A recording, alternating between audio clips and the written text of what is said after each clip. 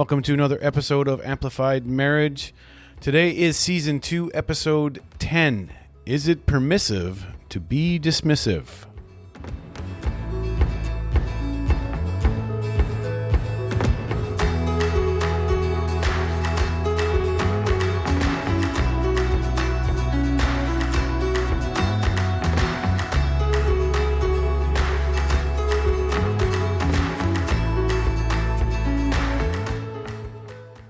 Welcome to another episode of Amplified Marriage. I'm Natalie. I'm Brian. Wherever you are, whatever you're doing, you've heard us say this 1,000 times.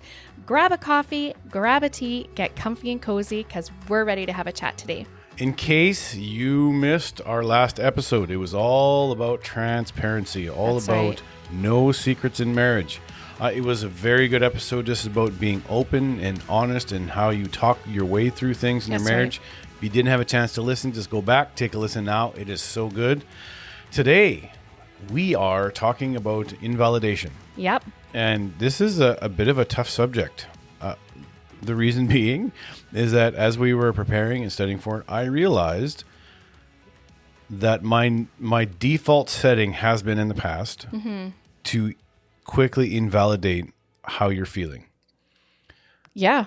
And because the way I am is that feelings are secondary to Fact. fact. Yep. And so that's not to say that my emotions I don't have emotions, or I'm not flared, or I don't get angry, or I don't get sad. It's just that when I'm processing through situations, Natalie comes at it oftentimes with an emotional standpoint, and I come at it from a logical standpoint. Yep. And I'm not really an analyzer, but I realized that when we were going through this, that the first 15 years, up to maybe even to like 2, 3, 4 years ago, Yeah. every time not every time, I wouldn't say every time. I think every time that's like pretty broad. You're right.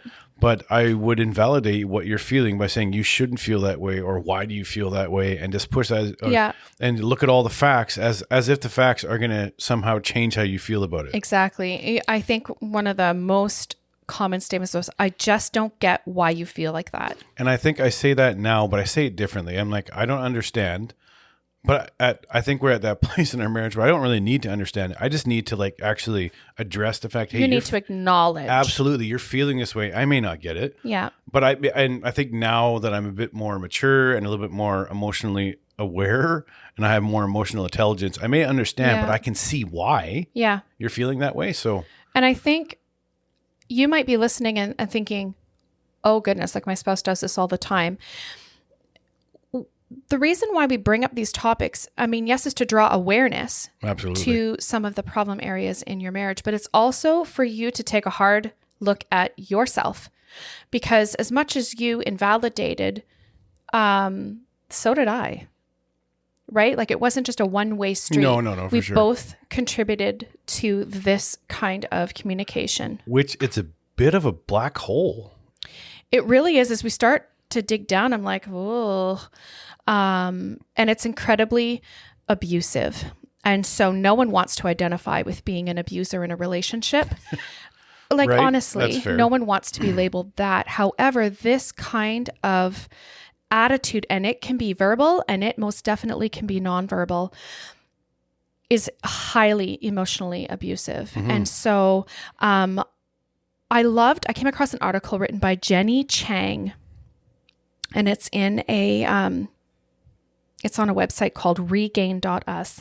And I thought she really defined what psychological invalidation actually is. So she says, it causes serious psychological damage.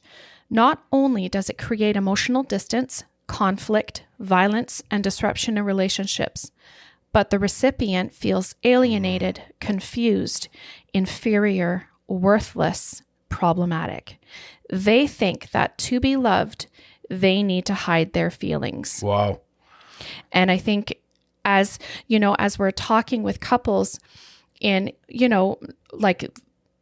towards, I mean, we've been married for 19 and a half years, so maybe not in our earlier years, but as more of late, as we're chatting with people, it's really obvious when you can identify and own, hey, this is like, we're all too familiar with some of these and what what we've said to each other and what we've said non-verbally to each other, it's a real problem. Right.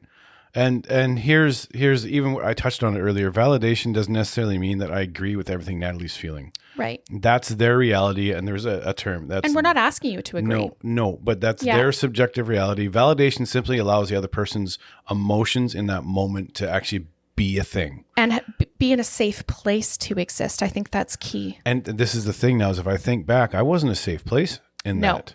Really, I wasn't, because you didn't know what you're going to get. 50-50% of the 50-50, I'm going to just invalidate it. And the other chance, I'm just going to own it and be like, oh, you're right. Because a healthy relationship, remember, we've touched on this so many times, is each party contributing to the vulnerability. Right. So I'm willing to open up that part of me and expecting that you're going to open that part of you back to me. And when it's 100%. Exactly. And where that gets skewed is when the one person is trying to be vulnerable about how they're feeling about a certain situation. Right. And then the spouse or the partner belittling that. Right. Yeah. And it's really tough. So we've said this before as well. Everyone wants to be fully known and fully loved. That's right. And the problem with being a consistent invalidator in the relationship is that you're making the other person feel so less than themselves, because you're telling them, the person they trust the most, that what they're feeling is incorrect because of the way you think it is. Oh, it's so sneaky. It can be so sneaky. What happens when we invalidate and get into that pattern of being the recipient of that? Right. You end up compromising right. core pieces of who you are in order to fit in, or in order to fit someone else's definition of where your emotional state could be or should be. So here's a question that we did not prepare for that just occurred to me. So in those moments when I was belittling your feelings and invalidating everything that you were feeling in that moment, did it become second nature to you to try and say things a certain way so I wouldn't respond in that way? Did you try and tailor how you responded to me, or tailor how you would give me news, or tailor how we would talk about feelings or anything like that? Would what I would say change how you approached me on things, hoping that you would fit into more my way of thinking, or so you wouldn't have to feel my wrath because I was invalidating what you were doing, or being angry that you felt that way? Or no, I would not say that I tailored how I asked, but what that did do was make me feel like I was absolutely crazy. And this kind of psychological emotional abuse makes the recipient feel as though they are absolutely crazy, that there's something wrong with them. Yeah. So you would say a comment like, I just don't get how you feel like that. Like, so right there, you're telling me how I'm feeling. There's something wrong with me for feeling that way. Mm-hmm. And because you don't get it, there's again, something wrong with me if I am not clear. It's almost like a bit of a, like an ego thing for me then. If you think about it, well, I guess it's a bit like an ego. It said, my opinion is more than yours, so how can you feel the way that you do? That's right. And because you don't feel the way that I want you to feel, you're wrong. You're wrong. Oof. And it's you can see how this is a slippery slope for people. Boy, is it ever. So after like time and time again of trying to express my emotional side and be vulnerable in that way to you, and your response to me was that, or your response to me was, I think you're overreacting. I think you're just being too sensitive. I think you need to, you didn't say these words, but that attitude of, put your big girl pants on now. You never, let me clarify, you never said those exact words. I probably thought it. But your, the tone and what you did say sort of implied and even that. my actions, because invalidation isn't just the words that you say, right? It's also about the nonverbal cues, like That's right. rolling or shaking your head. I used to do that all the time. Yes. And it used to drive you bananas. And sometimes it still creeps back in, and I just want to pummel you because it's so disrespectful, and it's so, It's so dismissive. Right. Which is what we're talking about. So the nonverbal was like shake your head, just even a little bit, rolling your eyes, ignoring, or just going right to your phone. The phone, back when we were early dating, the phone really wasn't much of an issue. Because it really wasn't That's how old we are, listeners. That's how old we are. Is that we didn't have cell phones to distract ourselves from an argument. Okay, but you don't need a cell phone because the silent treatment is right in there as well. Don't go there. We'll get there. Right? Okay, so back to the question. After a while of having that be your default setting towards me, I would be enraged inside. And so here's how that pattern plays out. Yeah. I'm being vulnerable. You're saying pretty much you're an idiot for feeling like that without saying those exact words. Now, frustration is mounting and I'm getting angry at the fact that you are not hearing what I'm saying. And anger fuels the abuser. And so as I was getting angry, it seemed to further that whole thing of, holy crap, you are you are crazy. Like how you're feeling is crazy. Look at you acting like that. Look at you, you're yelling now. Do you see what I mean? How it's a slippery slope. Had you just heard what I was saying, you don't have to agree with what I'm saying, or you don't even have to agree with what I'm feeling because it's a different emotional state than where you currently are. But you need to at least validate, hey, I hear you. I hear what you're saying. And I think one of the roots, and I think the root of this is that you're just being selfish. Yeah, and you lack empathy for like the whole, you remember how you're in middle school and you're like, put yourself in someone else's shoes. Yeah. How would you feel if that were your situation? And I think in this particular abusive, dismissive mindset, you are not operating in a state of empathy. No, you're definitely not. You're not putting your partner's feelings ahead of your own. You're putting yours ahead of theirs. You're putting your need to be right. Yeah, oftentimes, and now I can say that looking back, that when I approached you, I didn't know what I didn't know. Right.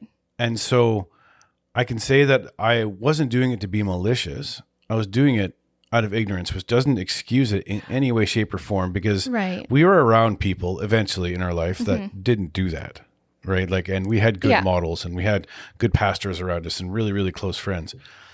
That didn't excuse my behavior. No. But I knew one way, and that's what I stuck with for a long time. That's right. And so I wasn't ever doing it out of maliciousness, but I was doing it out of the lack of maturity. And straight up, it is a selfish thing because I want to be not just right, but I also want to be I was trying to, I was trying to say, hey, why are you feeling that way? And here's why you shouldn't. And it was more you were trying to invalidate my feelings because they were different than yours. Yes. And instead of just acknowledging your feelings and be like, man, that's a really good perspective, which is so much easier now that we've been older and I'm wiser and we've been married for a long time. And I oftentimes have situations that we go into that I'm like, I need your perspective on this before I actually make a decision. Yeah. Because of how what you see versus what I see, what you're feeling versus what I'm feeling. It's a different place now. Yes. But man, it has the potential just to crush and destroy relationships. I'm shocked thinking back after we've been studying is just to be like, how did we even survive some of this? Well, that's a really good question. I mean, it's Thank been, you, Lord. It's been a marathon road to get to where we are at now. But I was just going to say, oftentimes it's good intentions. Yeah, it wasn't malicious. It's not now, and there are times where it's just downright malicious and manipulative. But abuse doesn't always, and I know that sometimes, no one wants to identify this as a form of abuse because we see abuse as physically violent. Yeah, that's right. But you don't have to be physically violent in order to be abusive. You can be mentally abusive. And this all ties into that. This is emotional abuse. Anyone who's had a narcissistic encounter knows very well what we're talking about because it is that emotional abuse. It's that state of putting you, the victim, in a place of questioning your own reality. Right. And it's so evil and it's so wrong. Now, having said that, if you are the person who is the perpetrator, who this is your default setting, there is hope for you. And there is a place of being able to be restored, but it comes at a cost of you selfishly laying that down. And selflessly. Selflessly. Let's clarify that. Selflessly acknowledging that that's what you do. Right. And that's a really tough place to get to. So there's 5 statements or 5 comments. Well, there's more. There's more, but we're going to stick with 5 that things that people that are invalidators say that you can be on the watch for when you do this. And I just wanted to read this when you're actually working together, this is what it happens when you're not invalidating. You create an empathy, and that empathy creates a connection between the two people because it happens as a result of the two people sharing that shared emotional experience. You're working together on the same thing, and that's rather than the distance that is created by one person judging the other person's feelings. That's right. You immediately put up a wall when you invalidate someone's feelings. That's immediately. Right. That's right. And I mean, if you enjoy just having a relationship with yourself, then I guess continue on that pattern. Right. But I mean, God's called us to a place of oneness and openness. And I should desire to know you at your deepest level. Right. And then we often listen with the intent to respond, not listen with the intent to understand. That's right. Right. And so it's not about forcing the other person to agree with your position. Perfect. It's not that at all. That's perfectly It's said. just coming to an understanding of that empathy of putting myself in your shoes. If I'm like, I don't get how he's feeling like that. It's not a matter of trying to get it. It's a matter of trying to understand, hey, if I could see why you would feel like that. Yeah, absolutely. And it's not that I even feel the same things you feel. No. But I need to understand why you understand or That's why right. you feel that way. So the first one is at least it's not, or it could be worse. Right. This is a tough one because people that are fixers like myself, I'm a fixer. Yeah. I'm a solution-oriented, solution-driven, and I always want to say things like, and I have said things in the past, and my pastor, when I was kind of new to dealing with funerals, he said, you never ever tell someone it's going to be all right or it's going to be okay. You just say, hey, we're here for you. Yeah. How can we support you? How can we support Yeah. you? But we're here for you. Because in that moment, they don't care that it's going to be all right a month from now. Yeah. Right. And so we say things like, if you've suffered and someone said to us when we had our first miscarriage, at least you're young, you can have another baby. Oh, and that was by our doctor, who was a Christian. And so who had the bedside manner of a walnut. Yeah, I it mean, was the worst. No one wants to hear. Yes, I understand that I was 24 years old and I was young. And yes, right, like I get all the jargon. Yeah. But that just right there totally dismissed how I was feeling in the moment. And that was just utter devastation.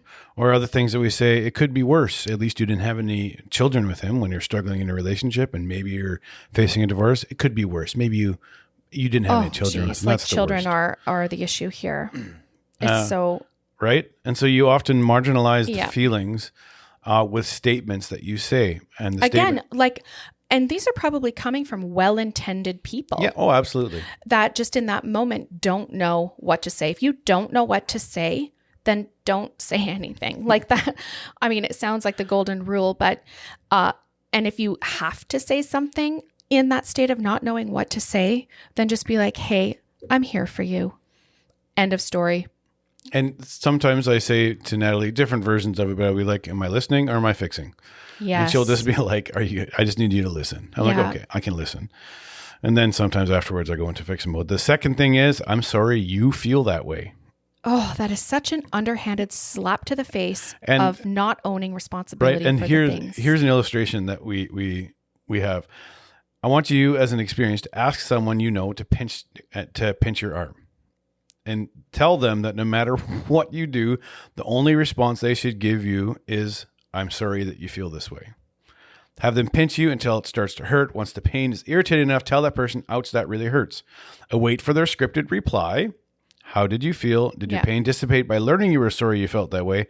Absolutely freaking not. Yeah. When you say this statement, I'm sorry you feel that way, when you say that, even if it was well-intentioned, that does not alleviate any frustration, any pressure, any pain, suffering that you're feeling in that moment. I remember several times where we would be in a disagreement and you'd be like, I'm sorry if I made you feel like that. Yeah, right. Oh boy. That would just set me from 0 to 60 because you're not actually like, what are you sorry for? You're sorry if you made me feel that way. I'm telling you that you did make me feel that way. So that I'm sorry if you find yourself being the one to say that, you really need to have a hard check.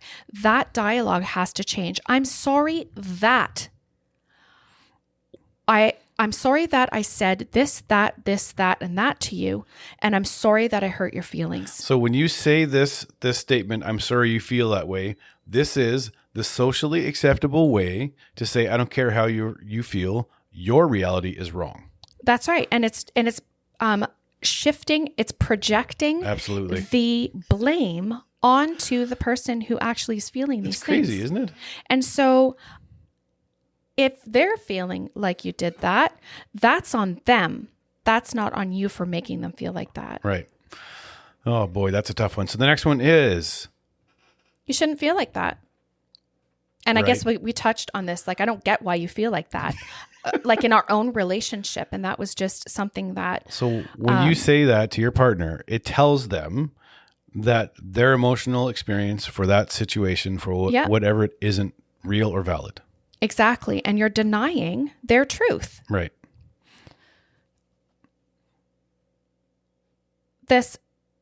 Don't think about it. Just get on with it. So if I'm coming to you and I'm stressed out, I'm the type of person that, I can multitask, but then I get super overwhelmed very quickly. Yeah. And so coming to you and being like, hey, I've got like this deadline, I'm freaking out. I've got so much on my plate and blah, blah, blah, blah.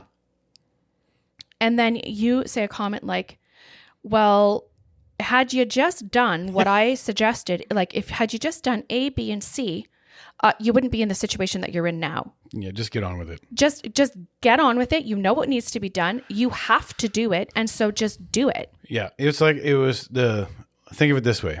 Say you're a CrossFit trainer or a CrossFit athlete and you're training. You finally made it to the very end where you're going to win whatever it's going to be just before you compete in the biggest games ever. And you break your leg.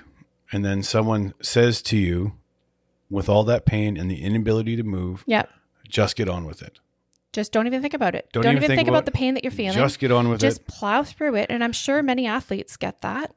But when you say that to someone, does that mean miraculously my leg is now fixed? Right. Well, heck no. It's still the exact same it was. The emotions that were there, the things that were there before, by you saying this didn't actually help you. Oh, all of a sudden I'm healed. Thank you for bringing that.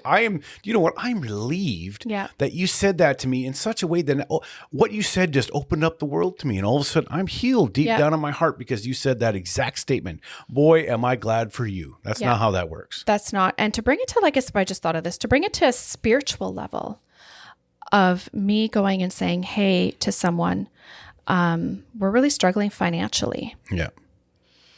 And the response to be, oh, don't even think about that. Don't even focus on that. Like, positive thinking here. Positive thoughts are going to change your bank account.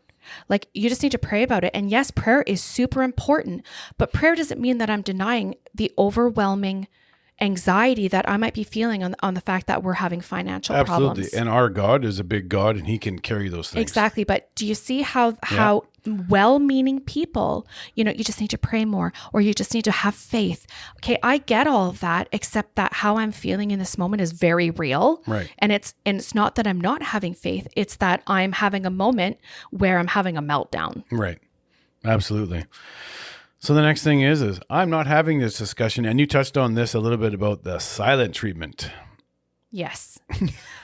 Tell me about the silent treatment. So, the silent treatment. There's nothing more. How do I say this? I think we're going to have a whole podcast dedicated to narcissistic traits, because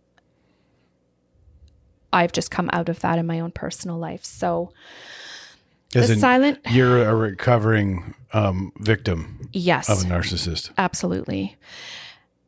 The devastating feelings that come with being ignored I think, in my personal opinion, it is the worst out of all of these.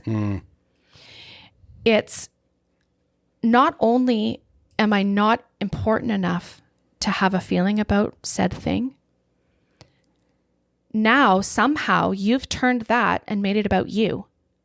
Right. And made it personal when it's not personal at all.